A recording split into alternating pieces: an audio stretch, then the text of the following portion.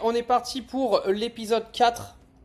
Je crois que c'est l'épisode 4 parce que Candace elle nous perd, arrive un moment parce que épisode 2 alors que c'était le troisième épisode, enfin vous avez bien compris que le premier épisode c'était une introduction et elle l'a pas appelé épisode 1. Donc du coup on est un peu paumé, c'est la quatrième vidéo donc je présume que c'est le quatrième épisode. Pour celui-là je suis un peu en retard d'une journée parce que je suis parti à Dubaï et j'ai pas eu le temps. Donc je vous ai trouvé le passage de Candace doublé en voix off française. Donc moi ça me perturbe un peu parce que comme je l'écoute toujours en anglais, je vous avoue que le doublage il est un peu chelou, mais au moins ça va être plus facile pour vous à comprendre. Donc let's go, on démarre et comme d'habitude on va débriefer un petit peu tout ça. Il y a des choses très intéressantes. Let's go. D'accord, les gars, vous êtes arrivés à vendredi. Je suis vraiment désolée qu'on soit en retard. Aujourd'hui a été une journée de folie et ça a l'air de devenir encore plus dingue. Alors d'abord, on va replonger directement dans notre série parce qu'on vous a laissé sur un petit suspense. On vous a montré cette comparaison entre le président actuel Emmanuel Macron et une personne qui était censée être le neveu de Brigitte, le neveu de sa femme. Mais ces deux personnes, qui ne sont pas censées être liées d'une quelconque manière, se ressemblent beaucoup trop. Est-ce que c'est juste une coïncidence? Je ne pense pas. Alors je sais pas si vous en commentaire vous allez me dire que c'est une coïncidence. En tout cas il y a des traits de famille qui sont quand même assez importants. Pour ceux qui n'ont toujours pas compris, l'enjeu, c'est que s'il est avéré qu'Emmanuel Macron est de la même famille que ce monsieur que vous avez vu à gauche, ça voudrait dire qu'Emmanuel Macron serait de la même famille que Brigitte Macron. Je vous fais pas un dessin, je pense que vous avez tous compris. Eh bien, vous allez bientôt vous rendre compte qu'il y a beaucoup de coïncidences étranges qui continuent d'apparaître en ce qui concerne les Macron et leur passé mystérieux. Alors, bienvenue de nouveau dans notre série Devenir Brigitte.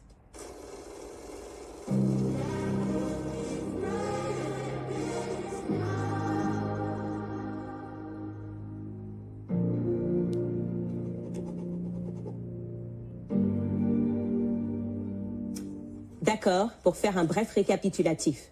Dans le dernier épisode, on a appris que les camarades de classe d'Emmanuel Macron le décrivaient comme un peu mystérieux. Personne ne savait ce qu'il faisait en dehors de l'école. Il restait dans son coin. Il ne faisait partie d'aucun groupe. Personne ne savait rien de ses parents ni de ce qu'il faisait dans la vie. D'accord. On a aussi appris qu'Emmanuel Macron, en tant que président, semblait connaître très peu de choses sur sa propre famille proche.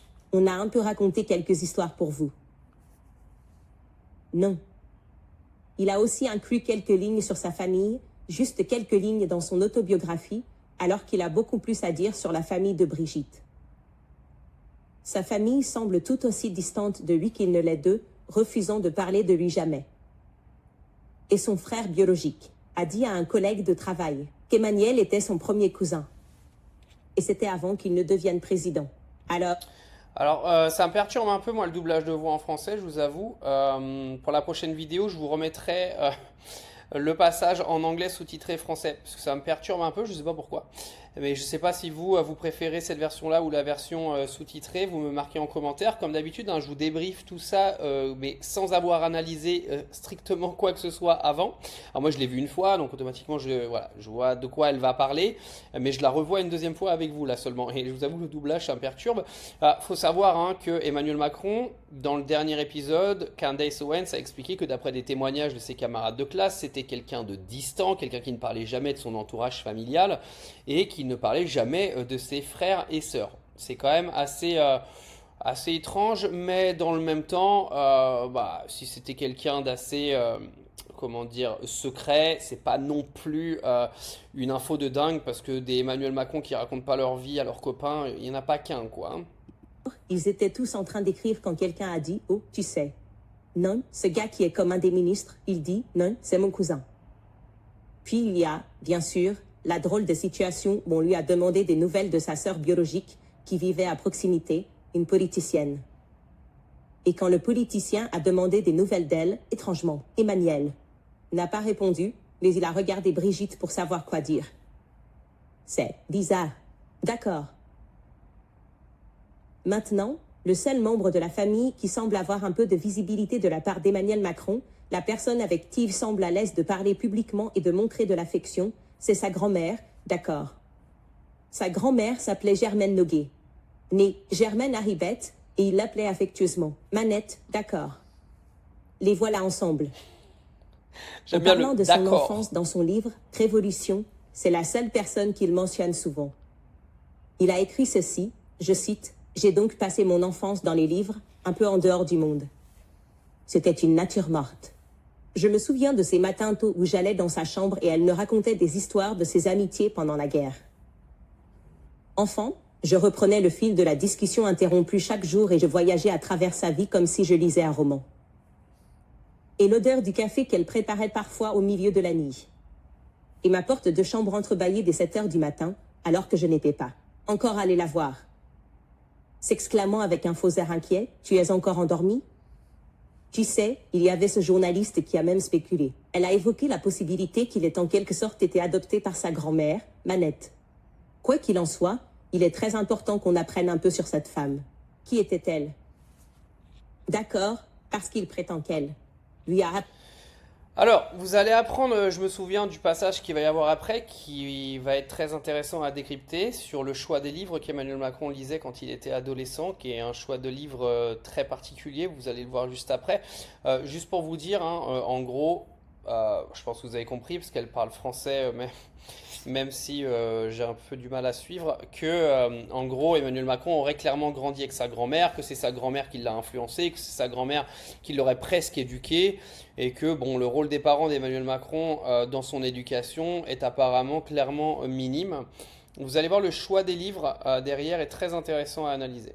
Appris à lire. Selon lui, elle habitait à quelques rues de chez ses parents à Amiens. Et il raconte aussi dans son livre qu'il passait ses vacances d'été et d'hiver chez elle, dans sa maison familiale. À Dagny, de Begour. Et c'est là qu'il a appris à marcher. C'est là qu'il a appris à pêcher. C'est là qu'il a appris à jouer au rugby avec ses grands-parents. Tellement de temps passé avec ses grands-parents. Et peut-être que ça explique cette étrange absence de photos d'enfance avec ses frères et sœurs, ou avec ses parents. D'accord. Donc, il nous en donne beaucoup. Et selon les témoins, Manette était extrêmement discrète, tout comme son petit-fils, laissant souvent les volets de sa maison bien fermés, disait-il. Et une fois à la retraite, elle ne sortait presque jamais parce qu'elle était entourée de livres, un peu dans son propre repère, ce qui explique pourquoi et comment Macron prétend avoir été élevé dans une multitude de livres aussi. Mais quels livres précisément ? On va y venir au livre précisément, vous allez voir, c'est très intéressant. Par contre, il y a quand même une similitude assez troublante avec les Macron, c'est que ni l'un ni l'autre, ils ont des parents qui ont des photos de famille. Alors moi je veux bien, hein, je comprends, il y en a, vous allez me dire oui, mais à l'époque il n'y avait pas la photographie. Oui, il y avait la photo, on prenait des photos à l'époque, même les dinosaures on prenait des photos. C'est n'importe quoi ce truc, on prenait des photos à l'époque, il faut arrêter de raconter des âneries. C'est quand même assez hallucinant quand même que des deux côtés, il n'y ait pas une photo qui traîne. D'accord, on voit rien. Manu avant ses 12 ans, il n'existait quasiment pas. Brigitte avant ses 20 ans, elle n'existait pas, à part une photo de communion où c'est même pas elle dessus. C'est quand même assez troublant. Mais venons-en au choix des livres, où ça devient quand même très très intéressant. Il a donné une réponse à ça. Maintenant, selon la biographie des journalistes Caen, Esmé Galec et Caroline Darien intitulée Les Macron. Macron, ou plutôt le Macron. Ils ont écrit, je cite, en tant qu'adolescent, le jeune Macron s'évadait en lisant des livres. D'André, Gide et de Michel, Tournier. Ce livre s'appelle Le Roi des aulnes en français. Ce sont les livres qui sont sur sa table de nuit. Sa chère grand-mère maternelle partageait un goût pour ces auteurs avec lui. Maintenant, nous avons déjà parlé d'André Gide. Je pense que c'était dans notre premier épisode d'introduction. C'était le gars qui s'est lui-même déclaré pédéraste et qui a avoué avoir violé des garçons musulmans en Algérie. Notamment pour explorer et en apprendre davantage sur sa sexualité en se libérant des chaînes. Bien sûr, les limites, si vous voulez, de son éducation chrétienne et le fait qu'il ait vraiment appris à se connaître. En voyageant en Algérie. Et pourtant, malgré cela, Macron était à l'aise en posant son livre tel qu'il était sur sa table de chevet. Ayant grandi avec sa grand-mère, il était à l'aise de mettre cela dans son portrait présidentiel. L'autre auteur dont nous n'avons pas parlé et qu'il a mentionné assez, journaliste. Cet auteur est Michel Tournier, apparemment un autre favori. Et ce livre est un choix encore plus étrange. Je dirais, pour une grand-mère à partager avec son petit-fils. Ce livre est assez controversé, d'accord. Encore une fois, ça s'appelle Le Roi des Aulnes. Le Roi des Aulnes étant une créature mythologique qui poursuit les enfants. Et dans ce livre, il y a des passages qui sont, eh bien, je vais vous en donner un. Je vais juste vous le lire. Citation, les fesses des enfants sont vivantes, tremblotantes, toujours en alerte. Parfois enfoncées, et quelques secondes plus tard, souriantes et naïvement optimistes. Aussi expressives que des visages. Maintenant. Je ne sais pas si mes grands-parents faisaient ça mal, mais ils m'ont donné la Bible. On a parlé de passages de la Bible. Voilà, vous avez compris en fait que la grand-mère d'Emmanuel Macron partageait avec lui des choix de livres très intéressants. Donc André Gide, dont on a parlé dans le document, dans le premier épisode d'introduction. Alors moi je ne vais pas faire le malin, je ne connaissais pas André Gide avant le premier épisode de Candace Owens, je vous l'ai déjà dit. Mais André Gide en gros a été un pédophile avéré chez les petits garçons. Il allait violer des jeunes enfants algériens et musulmans en général dans la fin du 19e siècle. Et on lui a quand même donné le prix Nobel de littérature. Voilà, c'était juste pour remettre un petit peu les choses. Ce gars-là, qui s'est vanté d'aller violer des petits garçons, a quand même eu un prix Nobel. C'est fantastique. C'est comme quand on a donné la Légion d'honneur au chirurgien esthétique de Brigitte Macron. On se demande pourquoi. Disons qu'il y a des titres qui ont été décernés assez bizarrement. Et c'est toujours en fait dans les alentours d'Emmanuel Macron, ce qui est quand même assez drôle. Et le deuxième bouquin, Michel Tournier, qui s'attachait à décrire les fesses des petits garçons comme des choses tremblantes. Enfin, excusez-moi, moi je veux bien, s'ils ont des penchants un petit peu chelous dans leur lecture, je veux bien, mais comment une grand-mère peut partager ce genre de littérature avec son gosse de 14 ans? Parce que je crois que on parlait d'un Emmanuel Macron qui avait 12, 13 et 14 ans, c'est quand même un brin troublant. D'accord? Donc continuons, parce que c'est quand même plutôt intéressant tout ça. On ne nous donnait pas des livres qui parlent des fesses des enfants. C'est juste complètement absurde. Dans ce livre, le protagoniste parle des enfants avancés. À leur âge, n'est-ce pas? Et voici une citation de ce livre. La catégorie d'enfants avec une maturité intellectuelle surprenante qui semblent avoir lu et compris tout depuis leur naissance, contredisant une immaturité physique. Ils donnent un air d'ingénuité à tout ce qu'ils disent. Vous savez que on est en train de parler en ce moment d'éducation sexuelle à l'école. Il y a quand même un forcing. Il y a un forcing qui est assez important, qui est quand même assez perturbant. Parce que plus on avance avec Candace Owens, et plus on se rend compte qu'il y a énormément de dingueries qui sont cachées dans les livres que lisait Macron, etc. Et en fait, au fur et à mesure du puzzle qui continue de se construire, on se rend compte limite que ce qu'ils sont en train d'imposer dans les écoles à nos gosses à partir de la rentrée 2025, ça pourrait clairement être le lien avec, excusez-moi de le dire, mais des dégénérés psychologiques qui recherchent des choses dont on ne sait pas la finalité. Ça me perturbe un petit peu, je vous avoue. Ça sonne un peu familier, non? C'est à peu près la même explication que celle sur laquelle la presse s'est mise à travailler concernant cette étrange histoire de Brigitte. Étant tombée amoureuse d'un garçon de 14 ans et ayant décidé de l'épouser, alors qu'elle avait 39, 40 ans, elle s'est engagée sur ce chemin vers le mariage. Ils ont dit, rappelez-vous, Macron, malgré le fait qu'il était un petit garçon, il était juste tellement en avance intellectuellement. Rappelez-vous, c'était un virtuose, non. C'était Mozart. Vous ne comprenez pas, les gars. Il n'était pas comme les autres enfants, même s'il était si jeune. On ne veut pas que vous pensiez à ça. Ouais, on dirait que ce deuxième auteur donne cette explication, qui n'est pas vraiment une explication. C'est quelque chose qui n'aurait jamais dû être accepté. De toute façon, je devrais te dire que Manette est morte.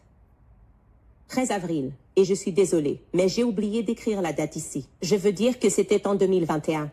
On va corriger ça. Mais le fait est que c'est aussi le 13 avril, le jour où Brigitte Macron est née. C'est aussi le même jour où le programme Nuit Ultra de la CIA est né.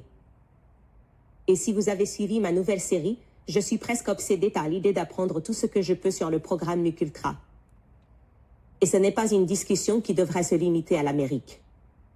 Tu sais, apprendre sur les programmes de nos États profonds, Ces programmes très réels qui ont existé et dont on ne parle pas à l'école, c'est un processus terrifiant. C'est l'une des raisons pour lesquelles je fais régulièrement la promotion de ce livre, Chaos, parce qu'il m'a plongé dans une nouvelle réalité en me faisant comprendre à quel point notre gouvernement est maléfique. On pétait, et je dirais, le son. Il n'y a pas de conspiration ici.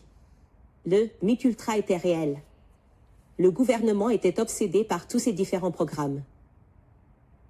Vraiment, le principal objectif de leur tentative de conditionner le cerveau, d'essayer de laver le cerveau des gens, c'est parfois par l'isolement, ce qui semble être le cas pour Emmanuel Macron qui a passé beaucoup de temps isolé pendant son enfance. Je veux dire, il reconnaît qu'il a vécu à travers les livres.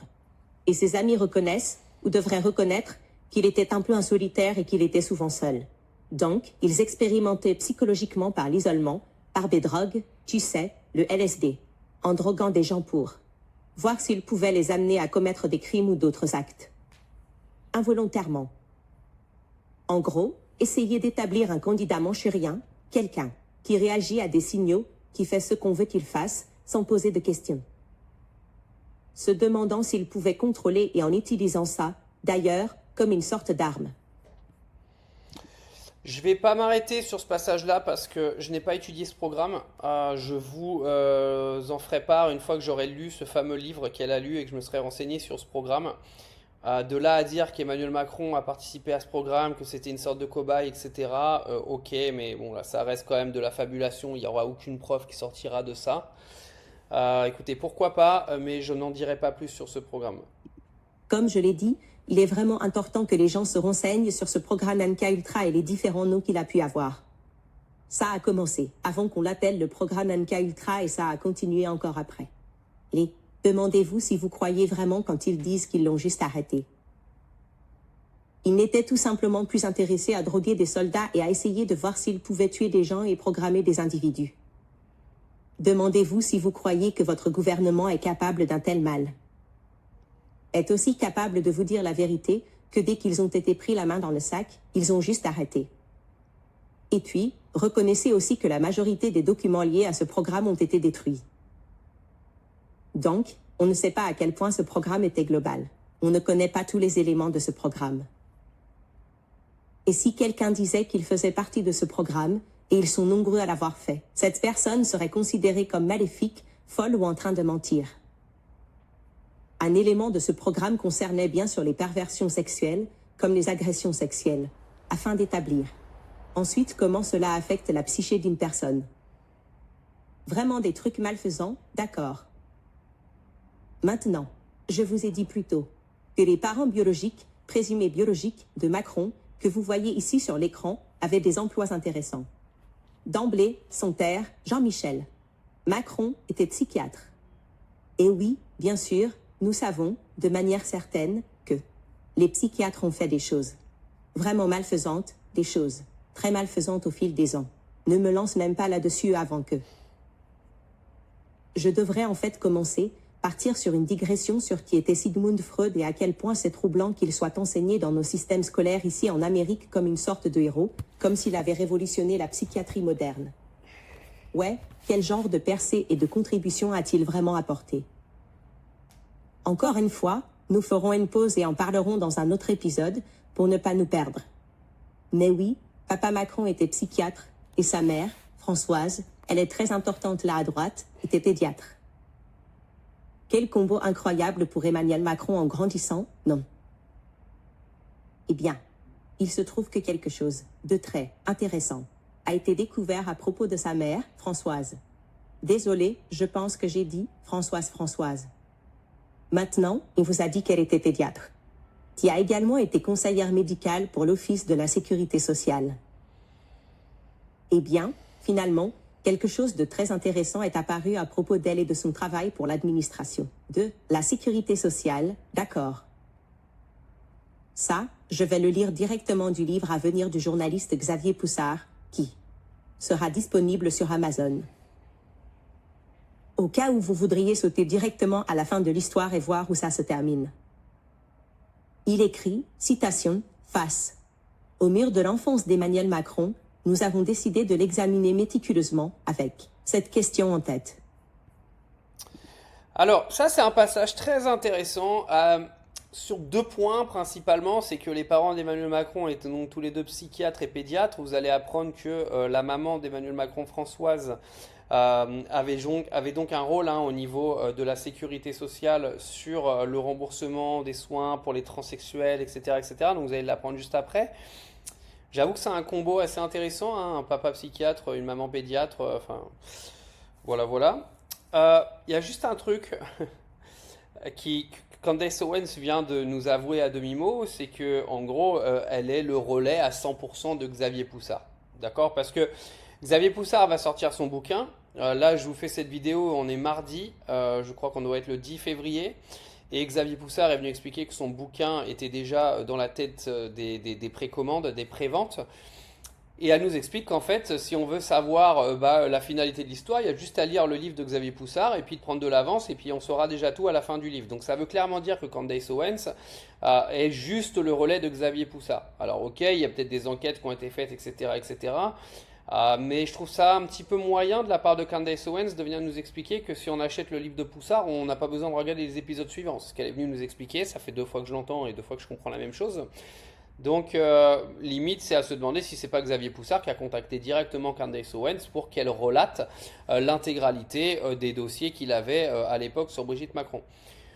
Bon, je vous dis ça, voilà, moi j'analyse le truc comme ça, je vous avoue que ça me dérange un petit peu, parce que j'aurais préféré avoir, je sais pas, un peu plus de personnalisation dans le travail de Candace Owens, parce que là c'est vraiment, elle est en train de nous expliquer qu'elle est seulement le relais de Xavier Poussard et pas grand chose d'autre pour le coup. Donc le bouquin, vous l'achetez si vous voulez l'acheter. Moi, je verrai. En tout cas, je vais continuer de suivre les épisodes de Candace Owens pour sûr. Donc j'achèterai peut-être le bouquin à la fin. Pourquoi la famille a-t-elle refusé de répondre aux demandes des journalistes?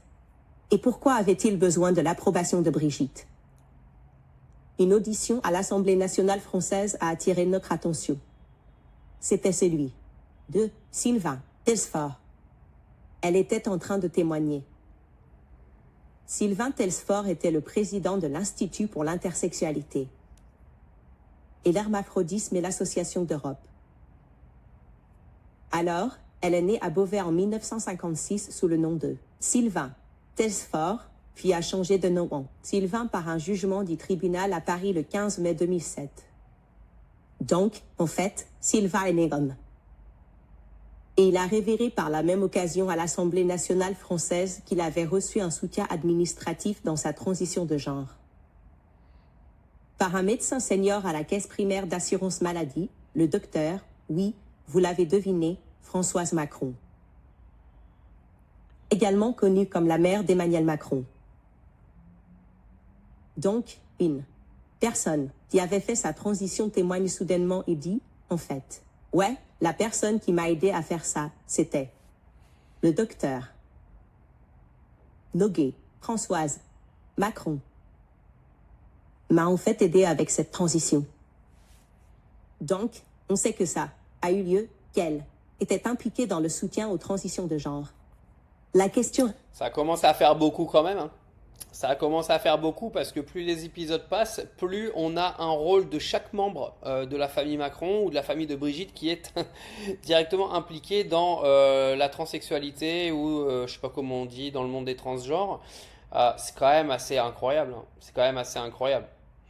C'est de plus en plus suspect quand même.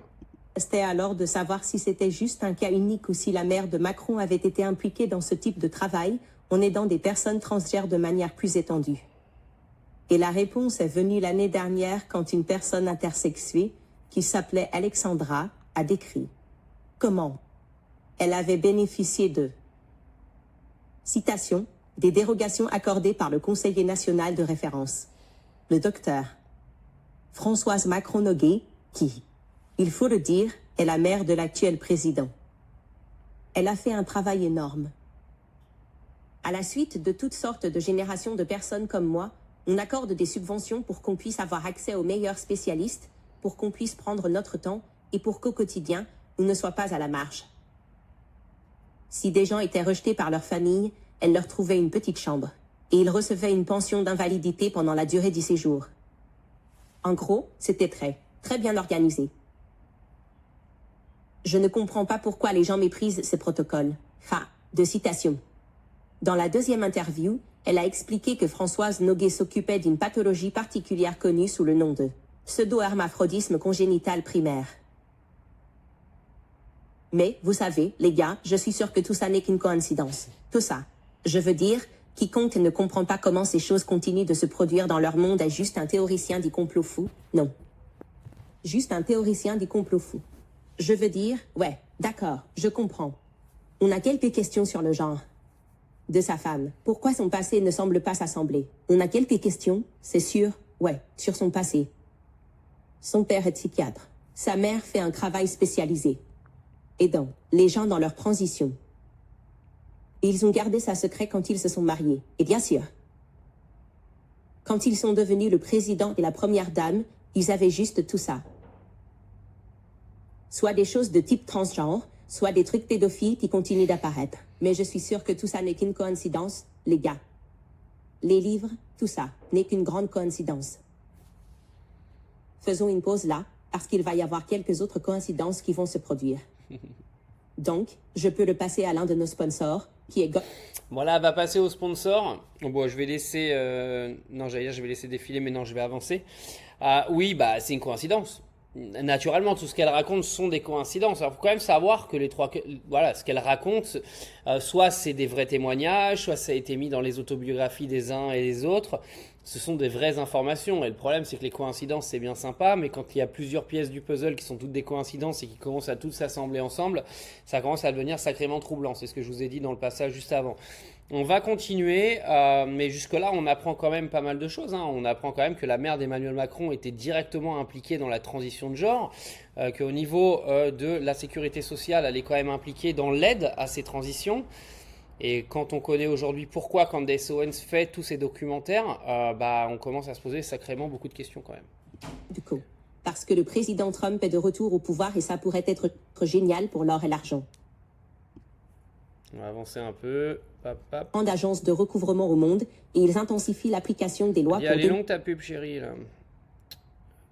Hop. Allez, on va passer. Voilà. D'accord, revenons à l'histoire de Brigitte, parce qu'il semble qu'il y ait beaucoup de coïncidences ici. Donc, on avait déjà mentionné une journaliste du nom de Sylvie Bamel, n'est-ce pas? C'est cette journaliste de gauche qui a des articles dans Vanity Fair. Comme je l'ai dit, ces trucs ne venaient pas de théoriciens du complot. C'est un tel mensonge qui est raconté aux mondes anglophones.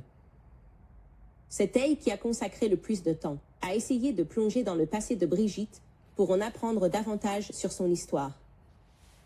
Et elle se heurtait sans cesse à un mur. Et encore une fois, pour vous le rappeler, ces journalistes étaient comme, une femme puissante, prenant les commandes de l'Élysée. Je veux juste en apprendre davantage sur elle pour pouvoir la promouvoir dans le monde. Vous savez, qui n'aime pas un personnage fort, surtout si vous êtes féministe, comme ces écrivains l'étaient. Elle commence donc à travailler sur cette deuxième biographie de Brigitte, intitulée « Il venait juste de tourner ». 17. En fait, c'est un titre drôle. C'est un titre faux. Et Sylvie Bamel conteste en fait cela dans ce même livre. Elle arrive à une réponse différente dans son dernier chapitre. Elle écrit qu'Emmanuel Macron venait en fait juste d'avoir 15 ans. Elle a probablement choisi un autre titre parce qu'ils auraient paniqué au palais de l'Élysée si elle était venue avec. Il vient juste d'avoir 15 ans, non. Ils auraient probablement été en train de faire des choses terrifiantes. Peut-être qu'il l'aurait juste convoqué au bureau pour en parler. Eh bien, tout au long de cette deuxième enquête, qui a mené à la publication de ce livre, elle a passé en revue toutes ces interviews publiques données par Brigitte et elle est tombée sans cesse sur ces petites erreurs que Brigitte faisait sur son âge pendant certains événements. Et donc, il y a cette craie. Un juge célèbre, en Amérique connu, sous le nom de Judge Judge, et le juge Judge dit quelque chose. Elle répète que si tu mens, il faut avoir une bonne mémoire, non. Si tu ne mens pas, tu n'as pas besoin d'avoir une bonne mémoire parce que c'est juste vrai. Donc, tu n'as pas à te dire « Oh, qu'est-ce que j'ai dit à cette personne? Qu'est-ce que j'ai dit ?» et faire toutes ces petites erreurs. Donc, une erreur que Brigitte a faite dans cette longue interview biographique qu'elle a donnée au magazine, elle concernait sa sœur aînée, sa défunte sœur, Marie Vaughan, qui était décédée dans un accident de voiture. Mais maintenant, quand Brigitte a donné cette interview, elle a dit que c'était Vous savez, une sorte de chose traumatisante qui était gravée dans son esprit, qu'elle avait 8 ans au moment de la mort de sa sœur et qu'elle portait sa sœur avec elle chaque jour de sa vie. Elle a également déclaré que sa nièce était décédée un an plus tard, à l'âge de 6 ans. Donc, Xavier Poussard était très troublé par ça. Tout d'abord, tout de suite, Sylvie Baumel. Elle a pu déterminer qu'en fait, non, elle n'avait pas 6 ans quand sa sœur est morte. Elle avait 8 ans. Maintenant, c'est juste un écart de 2 ans. Mais je pense qu'à l'âge de 8 ans, si quelque chose d'aussi important se produit dans ta vie, tu ne peux pas vraiment te tromper sur la date de 2 ans. Genre, ce serait... Bon, là, honnêtement, je suis pas spécialement trop d'accord, parce que moi, j'ai pas spécialement non plus trop de mémoire. Pourtant, il s'est passé des trucs assez importants dans mon enfance, mais je pourrais pas vous dire si j'avais 6, 7 ou 8 ans. Je trouve que la différence d'âge, voilà, c'est trop petit pour qu'un enfant puisse se souvenir exactement. Il peut y avoir erreur. Voilà, c'est là où je voulais mettre un petit bémol. Il peut y avoir erreur. Alors, encore une fois, une nouvelle coïncidence, etc. Après, sur ce cas-là, il peut clairement y avoir erreur. C'est pas une fin en soi. Mais il y a, ce qui va se passer après est plutôt un petit peu plus troublant. Vous m'excusez, je bouge beaucoup, j'ai pas beaucoup dormi et je suis rincé. Je suis en train de bâiller depuis tout à l'heure, donc c'est pas très grave en soi parce que c'est pas moi le plus intéressant de l'affaire, mais elle. Mais vous m'excusez, j'ai dû dormir 2 heures max, donc je suis un petit peu en PLS. juste un souvenir très brut, mais peut-être que c'était juste une erreur. Mais concernant cette deuxième personne qu'elle dit être décédée, la nièce qui aurait soi-disant péri un an plus tard, donc ce serait de grandes pertes consécutives dans la famille, il se disait juste « je ne vois ça nulle part ». Et il trouvait ça étrange parce qu'il y avait tant d'écrits sur les nièces de Brigitte, et pourtant, il n'y avait aucune mention de celle qui était décédée nulle part. Donc, il s'est tout de suite mis au travail pour faire des recherches. Et enfin, il a pu confirmer, en visitant une parcelle familiale que Brigitte avait, mais que la famille de Brigitte avait, qu'il y avait une nièce nommée Sylvie, qui était décédée suite à une opération. 1996. Ok, super. Mais ça faisait presque 6 ans après la mort de sa sœur, Marie Vaughan. Pas 1 an, mais 6. Alors, ça, c'est une énorme différence. Alors, qu'est-ce qui se passait? De toute façon, le principal objectif de Sylvie Baumel dans ce deuxième livre était vraiment d'en apprendre davantage sur le premier mari de Brigitte, André-Louise Osier, c'est ça. C'est le banquier qu'elle avait épousé quand elle avait 21 ans. Le gars qui avait sa femme. Plutôt dramatiquement volé par un adolescent, un virtuose, un type à la Mozart. Je veux dire, ça doit faire mal. Et personne ne pouvait le joindre. Souviens-toi, on a parlé de Virginie Linard, cette réalisatrice de documentaires, qui a dit à peu près la même chose. C'était comme un trou noir. Elle l'a qualifié du meilleur secret bien gardé de l'Élysée. Personne ne pouvait passer. Il y avait aussi un magazine, le magazine Capital, qui a résumé tout ça en 2017. Avec cette impression générale. En se référant à André-Louise, le premier mari, comme, je cite, un vrai fantôme. Pas une seule photo de lui sur le web, pas une seule image dans les catalogues de l'agence TIC Presse. Les biographies mentionnent à peine sa carrière de banquier. Qu'est-il arrivé à l'ex-mari de Brigitte Macron? Alors, ayant renouvelé son enquête à nouveau, Sylvie Baumel a également remarqué combien il était étrange que cet homme qui avait travaillé à 2 grandes banques, dont le Crédit du Nord, semblait avoir quitté l'industrie, sans laisser de traces. Elle a écrit dans son livre que c'était, je cite, comme un épisode de Black Mirror, où les bureaux du président ont trouvé un moyen de pénétrer les cerveaux de ses anciens connaissances et d'effacer tout. Avant la sortie de son livre, Sylvie a décidé de publier quelques extraits dans un magazine appelé L.A. Pointe. Et puis soudain, au fin, dans ce magazine, elle a écrit, en avril 2019, avant la publication de son livre, qu'une photo de mariage, un photographe de mariage, est apparu du premier mariage de Brigitte. Donc, ils sont maintenant au pouvoir. Et ça fait maintenant 2 ans qu'ils sont au pouvoir. C'est parti. André-Louis Osier, vous l'appelez comme vous voulez. De toute façon, on ne sait même pas s'il a existé, donc vous l'appelez comme vous voulez. Lui, c'est pareil. Voilà. Premier mari de Brigitte, si je me souviens bien, de 1974 à 2006, 32 ans, pas une photo. Ah oui, pardon, il y a une photo, vous allez la voir, c'est quand même très, très drôle limite, parce que vous allez voir une photo sur un faire-part de décès qui est assez hallucinante, honnêtement. Et encore un hein, de l'entourage d'Emmanuel Macron où il n'y a pas une photo. Alors on a Manu, il n'y a quasiment pas de photo. Brigitte, on n'a pas de photo. André-Louis Ozière, on n'a pas de photo. Coïncidence. Tada. En fait, on pourrait dire 1 an et 3 mois. Tada. Pomo. Voici une photo du premier mariage de Brigitte. Prétendument. Voilà, voici la photo. Vois, regarde, juste cette photo. On nous dit que c'est André-Louis et que c'est Brigitte Crogno. Alors, je dois vous dire que je ne suis pas un logiciel de reconnaissance faciale, mais cette femme, on peut continuer un peu, les gars, ne me semble pas être l'actuelle première dame, Brigitte Macron. D'accord. Je sais que les visages changent, mais ça ne me semble pas être l'actuelle première dame, Brigitte Macron. D'accord. Regardez juste ça côte à côte. Peu après, une carte. Ok, à vous d'intervenir dans les commentaires. Est-ce que cette dame qui est tout à droite a la même tête que la dame qui est à gauche? Faut quand même, c'est quand même un poil troublant quand même, hein. Elle ne se ressemble absolument pas et bizarrement, celle de la photo de mariage serait Brigitte Macron. Pourquoi pas? Commence. Et peut-être que je pourrais dire que ces personnes sont liées, mais en vérifiant, je dirais que non. Qu'est-ce qui est arrivé à tes dents? Est-ce que tu as commencé à fumer du crack? Je ne sais pas, ce n'est pas qui est cette personne sur cette photo.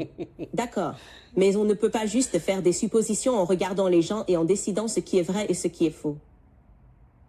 Et au fait, ils ont pu trouver, Sylvie Bamel a réussi à dénicher un acte de mariage qui certifie qu'elle a le ticket. Quelqu'un. Nommée Brigitte Crogno, elle a définitivement épousé quelqu'un du nom d'André Louis Ozière, le 22 juin 1974. Donc ça se vérifie. Et ce n'est pas tout, le témoin au mariage était son frère, Jean-Michel Trogno. Et ça, c'était une énorme avancée parce que ça nous dit que Brigitte était extrêmement proche de son frère. Si tu as fait de lui le témoin de ton frère, le témoin de ton mariage, tu supposerais que ça veut dire que vous étiez super proches. Mais le public commençait à peine à apprendre qui était Jean-Michel. Alors ils se disent, eh bien, c'est bizarre. Pourquoi l'as-tu fondamentalement effacé de ta vie? C'est comme, c'est la pire querelle familiale de tous les temps. Une fois que tu es devenue la première dame. Ouais, ça semble un peu étrange. Alors, voici quelques faits étranges que je vais partager avec vous.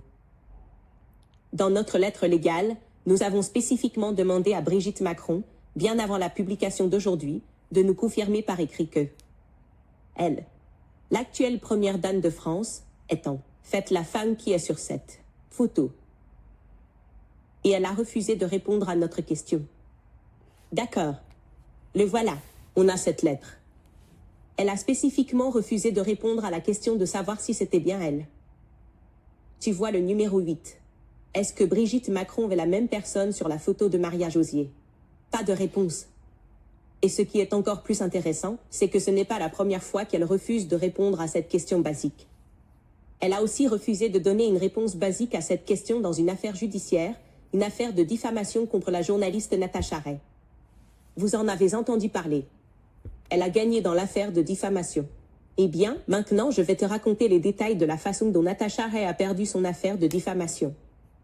Pas par rapport à sa revendication. À propos de ça, c'est pour ça qu'aujourd'hui Emmanuel Macron hésite à attaquer Candace Owens en justice parce que la justice aux États-Unis n'est absolument pas la même que chez nous et que s'il devait attaquer Candace Owens pour diffamation, il devra prouver que ce qu'elle dit est de la diffamation. Donc en gros, ils devront répondre aux questions que Candace Owens a envoyées aux avocats d'Emmanuel Macron et aux États-Unis, t'es un petit peu lié par la Constitution, le premier amendement et toutes ces conneries-là, et t'as pas le droit de mentir.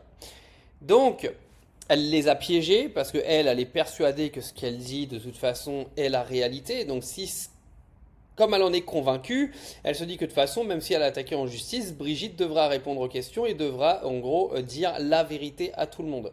Et c'est là où Candace Owens elle est très forte et c'est là où on a un jeu d'échecs en ce moment entre les Macron et Candace parce que il n'y a pas d'attaque directe d'Emmanuel Macron envers elle. Alors oui, ils font des menaces un petit peu en loose day, en essayant de passer soit par des attaques, soit par des cyberattaques, soit par des lettres d'intimidation dans lesquelles Candace Owens ne plongera pas, tout simplement parce qu'aujourd'hui elle ne vit pas en France. Emmanuel Macron ne peut pas envoyer un contrôle fiscal à Candace Owens, surtout qu'elle est soutenue par Donald Trump. Donc là, c'est un petit peu encore plus merdique pour Super Manu.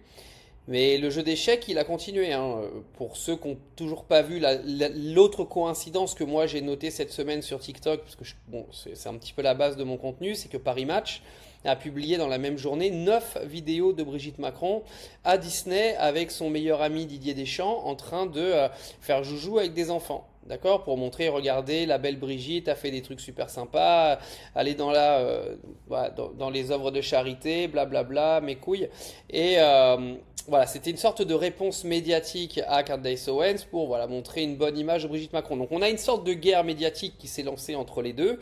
Pour l'instant, clairement gagnée par Candace Owens parce qu'elle a quand même, je pense, éclairé énormément de gens sur plein de choses.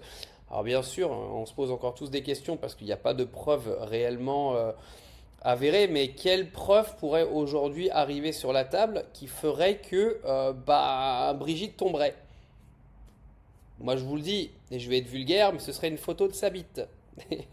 C'est la seule preuve qui ferait que aujourd'hui nous pourrions prouver que ce que dit Candace Owens dès le départ est vrai. Et c'est une preuve qui n'arrivera jamais.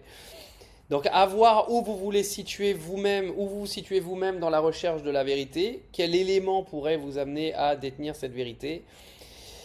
Moi j'ai un peu du mal à croire qu'elle va ramener des éléments tangibles, mais voilà, parce que je pense qu'il n'y en a qu'un et que celui-là n'arrivera jamais. Que Brigitte Macron était un homme, a vécu en tant qu'homme avant de faire la transition, si tu veux, vers Brigitte Macron, mais plutôt en se trompant sur des détails, d'accord. En spéculant. Elle a regardé cette photo d'André-Louise Osier au mariage, et dans sa tête, elle s'est dit « Je ne pense pas que ce type ait jamais existé ». Et en fait, l'homme sur cette photo ressemble beaucoup plus à un autre gars qui s'appelle Louis. André. Il suffit littéralement d'inverser le nom. Donc, tu as André Louis sur la photo. Elle pensait que sur cette photo, c'était en fait Louis André, qui est, en réalité, son cousin germain. Donc, elle a spéculé. Elle a juste fait cette affirmation comme si c'était évident, genre, ils font juste semblant. Et c'est donc la personne avec qui son cousin germain s'est marié. Mais Natacha avait, en fait, tort. D'accord.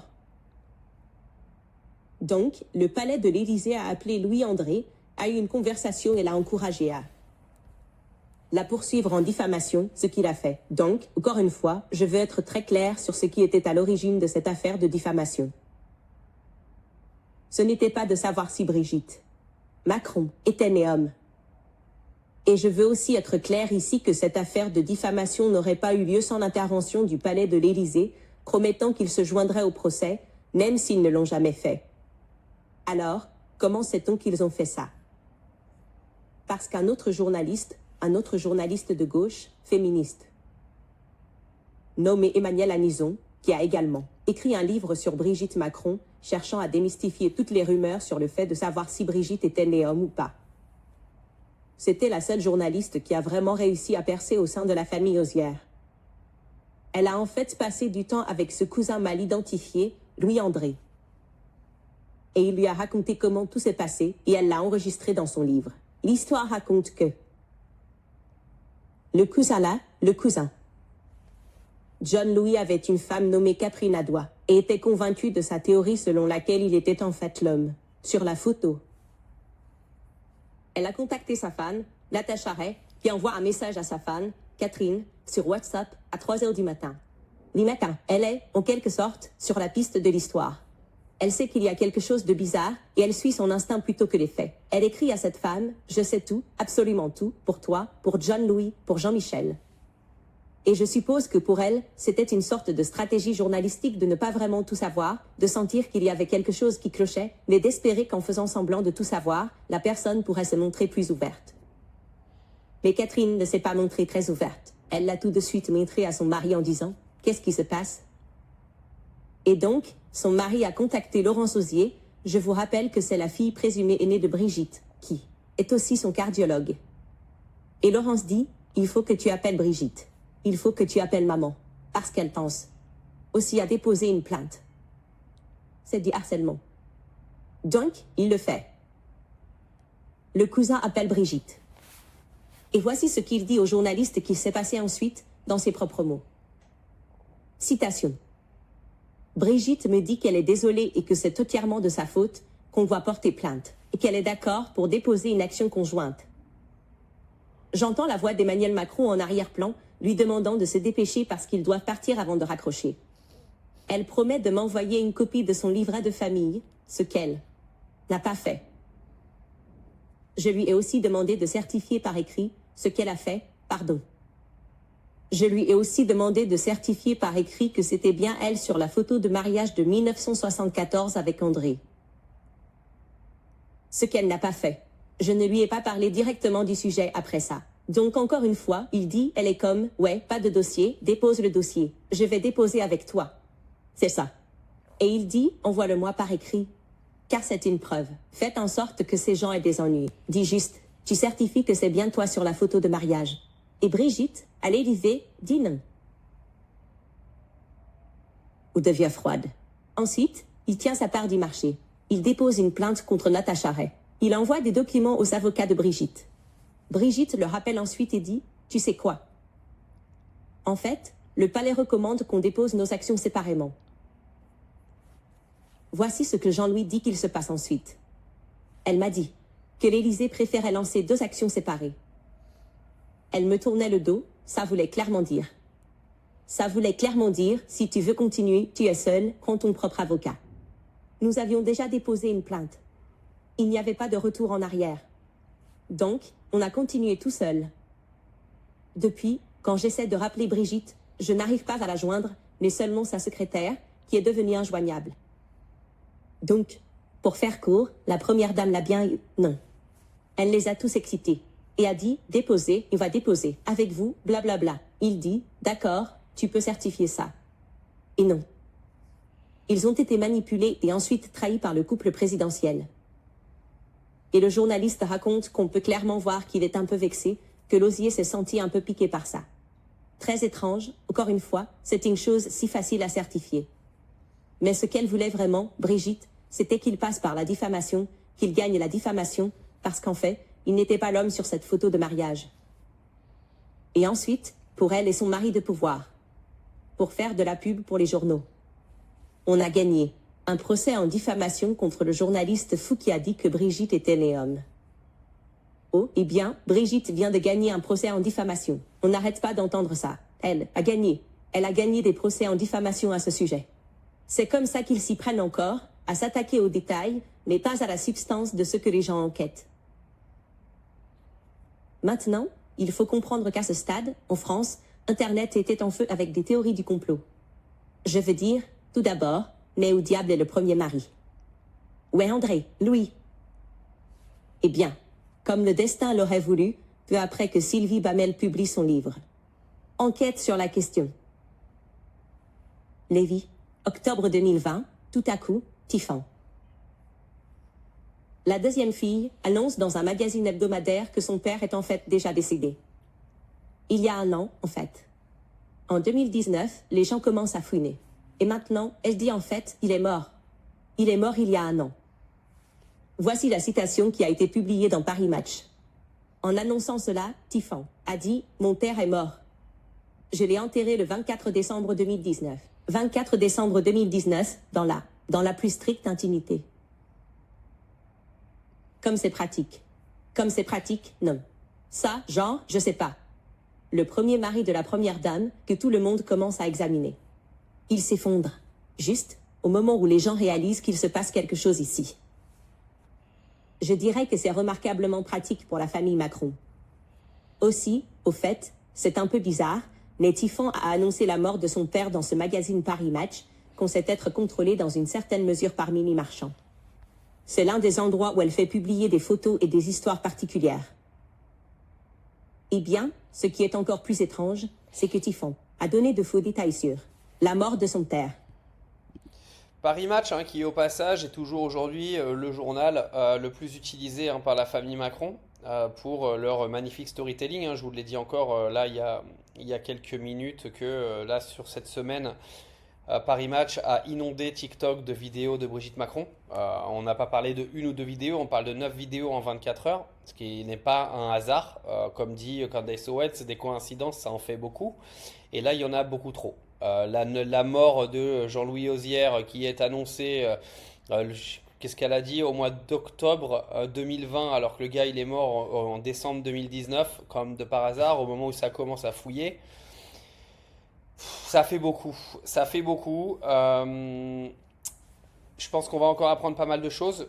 Comme je vous dis, j'espère juste qu'on va avoir des preuves réelles. Ouais, c'est vraiment bizarre, non.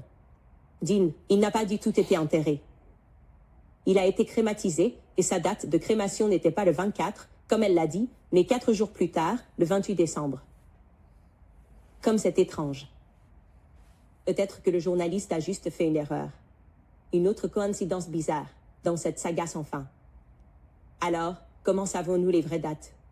Eh bien, revenons à ce premier cousin. Souvenez-vous de ce premier cousin, pas très content de cette famille. D'accord. André Lewis avait l'impression d'avoir été floué par le couple présidentiel en déposant cette plainte. Et donc, il s'est confié au journaliste, Emmanuel, de son propre chef, au sujet du service funéraire. Alors apparemment, l'histoire dit qu'il avait reçu un appel des sœurs d'André. Encore une fois, c'est son premier cousin qui l'informe du décès et qu'il y allait avoir des funérailles rapides. Il a fourni au journaliste le livret qui a en fait été distribué lors de cette cérémonie funéraire très rapide. Et je vais te dire, c'est un choix très étrange pour une photo d'obituaire. Voilà. C'est parti. André Auzier, d'une cérémonie qui a eu lieu, ce dont Stéphane a sûrement mal noté la date Ça par bug accident. un bras, c'est pas grave. 28 décembre 2019. Je veux dire, qui annoncerait ça, d'ailleurs, un an après. C'est juste fou. Et puis en bas, je pense que ça veut dire notre ami, notre frère, notre compagnon, notre grand-père et notre papa. Voilà. Maintenant, même pour un journaliste d'extrême gauche, qui n'est pas en plein aux théories du complot, même pour Emmanuel Anizan, ça lui a semblé être un choix très étrange. Pour une photo. Ou une annonce de décès. Moi j'ai une question, vous avez votre père ou votre grand-père qui décède et vous avez une seule photo de lui apparemment. Est-ce que vous diffusez cette photo-là? Parce que là c'est un brin gênant quand même, c'est un faire-part de décès. C'est quand même un brin perturbant tout ça. Alors elle lui a demandé franchement, genre, je veux dire, c'est bizarre. Qu'est-ce qui se passe? Qu'est-ce qui se passe avec ce choix de photo? Et le cousin lui a dit. John Lewis lui a répondu en disant, je cite, « Je pense que c'était la seule photo qui est apparue quand ils sont allés en chercher une pour les funérailles. Parce que tous les autres avaient été détruits. Détruits. Les mises d'Emmanuel. Je ne suis pas Natacha Ray, mais je suis quand même un peu perplexe. Ouais. Alors, il ne reste que ça de la vie d'un homme. Sur les photos, à part sa photo de mariage, il y a une photo de lui en maillot de bain pour illustrer son dernier départ, elle demande dans son livre. Ouais, d'une manière ou d'une autre, toutes les autres photos de sa vie avaient été détruites. D'accord, d'accord. Alors vous vous demandez probablement, quoi? Qu'est-ce qui se passe ici? Qu'est-ce qui se passe? Eh bien, Xavier Poussard a en fait pu retrouver le vrai André Lewis grâce au relevé bancaire. Il s'avère qu'il n'a jamais travaillé au Crédit du Nord, cette banque, ce qui explique pourquoi tant d'autres journalistes se sont effectivement perdus dans leurs recherches. Et donc, il donne cette information à Emmanuel de son propre chef. Parce qu'elle est beaucoup plus une journaliste grand public et elle pourrait réussir à en obtenir davantage. Il lui donne aussi accès à un groupe Facebook. Il se dit, non, cet homme a bien existé. Et c'est rempli d'anciens collègues de travail de John Lewis de la banque où il a vraiment travaillé. Et il l'aide à attiser ses soupçons et ses doutes sur le fait que cet homme, peut-être, n'a même jamais existé. Et voici comment Emmanuel, de son propre chef, conclut le chapitre de son enquête sur lui. Et c'est encore une fois à propos du mari, le premier mari de Brigitte, André-Louis Auzier. Elle a écrit, je cite, « Ses sœurs ne voulaient pas me parler, ni ses enfants. Alors j'ai appelé quelques anciens collègues via des groupes Facebook de banquiers. Ils parlent tous avec enthousiasme de Dédé, gentil, charmant, poli, qui parlait beaucoup de ses enfants, qu'il adorait. Dédé, qui fumait trop, qu'il trouvait seul, dévasté. L'un d'eux m'a envoyé une collection professionnelle de portraits du milieu des années 2000. André pose sérieusement en costume et cravate parmi ses collègues. À l'agence de la Banque d'Amiens. Le mari de 1974 est clairement reconnaissable, même s'il a commencé à perdre ses cheveux. Ses collègues sont restés en contact les uns avec les autres après leur retraite, mais pas lui, qui a coupé tous les liens avec eux aussi. André Osier a disparu des radars. Pour ma part, j'ai essayé de contacter des membres de la famille Osier, mais personne ne voulait répondre. Suzanne Spray. John Louise, la première femme d'Osier, a même raccroché rapidement au nez quand je lui ai dit que j'étais intéressée par Brigitte Macron. Ah oui, non, non merci, non, merci, monsieur, oh là là, non, au revoir, tweet. Ailleurs, John Lewis, qui a assisté aux funérailles, lui dit que cela a eu lieu, je cite, juste 4 jours après le décès. Aucune information ne l'avait filtré dans les journaux. Le palais de l'Élysée voulait que ça se fasse rapidement.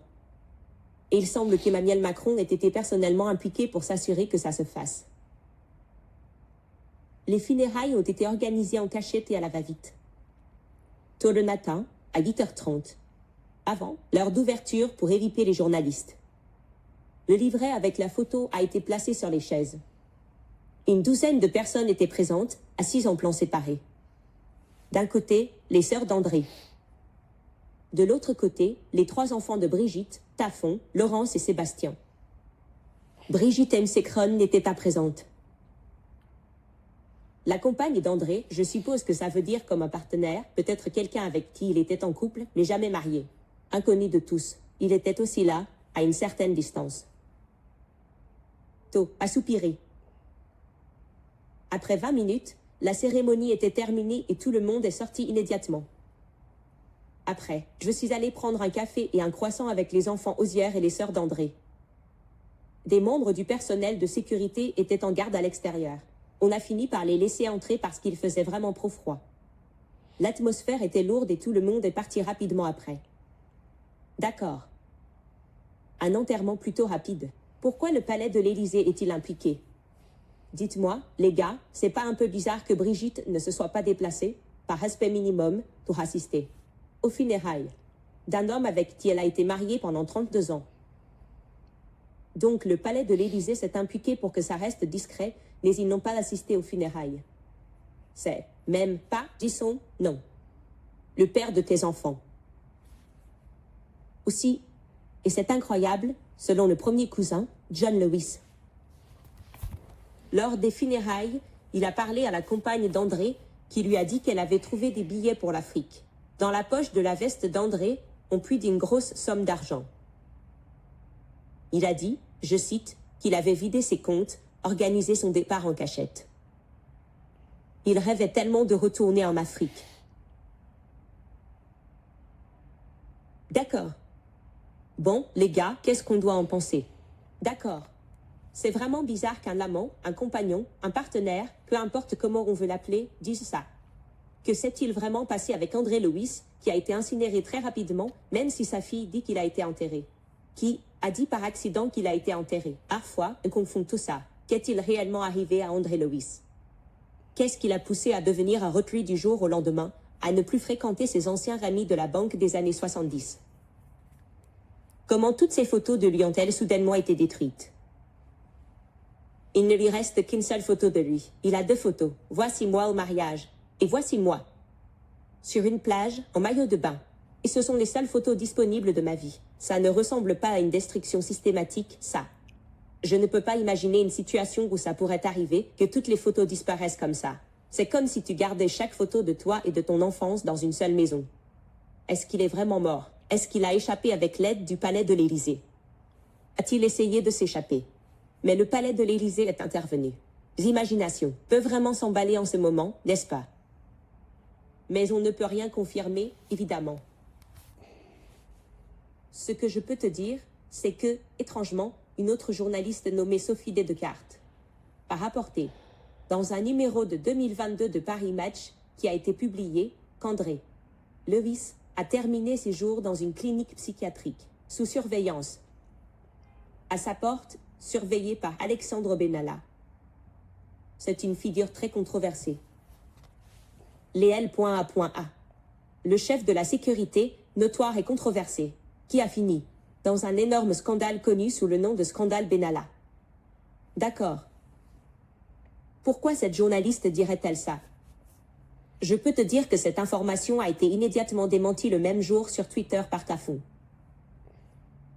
Mais malgré le fait que la famille soit extrêmement procédurière, toujours à poursuivre les gens pour diffamation, les MC Krone n'ont jamais poursuivi cette journaliste qui a dit ça pour diffamation. C'est un endroit parfait pour faire une pause, parce que c'est beaucoup d'informations et plein de détails à assembler. Je vais te parler très rapidement du financement américain, parce que je sais qu'il y a beaucoup d'Américains qui prennent ça. Des soldes de cartes de crédit élevés qui facturent Alors, je crois qu'on arrive au bout. Derrière, elle va répondre aux questions, si je me souviens bien. Alors là, c'est tout son travail, ses livres, etc. Et derrière, elle va répondre aux questions. Hein. Hop, attendez, je regarde. On va regarder ça vite fait. Il était obsédé par cette affaire. Il a consacré des années de sa vie et a renoncé Là, à elle parle tellement du de livre de choses. Poussard. Hein. Vraiment. Un journaliste qui est devenu démodé, un journaliste beaucoup. Ouais, tu sais. Ouais, derrière, elle répond aux questions. Donc, on a fini cet épisode. Je suis désolé, je suis un peu en PLS. J'arrête pas de bailler. C'est pas très grave en soi, on s'en fout. Mais voilà, encore des pièces du puzzle qui s'additionnent, des coïncidences qui s'additionnent les unes aux autres. C'est un brin très perturbant hein, des goûts littéraires d'Emmanuel Macron à son adolescence jusqu'à la fameuse disparition d'André Louis Osière, vous l'appellerez comme vous voulez, qui soi-disant est mort alors qu'il devait partir en Afrique, qu'il avait vidé ses comptes en banque. C'est quand même un sacré merdier. C'est un sacré merdier tout ça. On apprend également dans cet épisode que la mère d'Emmanuel Macron était donc aujourd'hui responsable hein, du remboursement et de l'aide médicale pour les gens qui voulaient faire des changements de sexe, etc.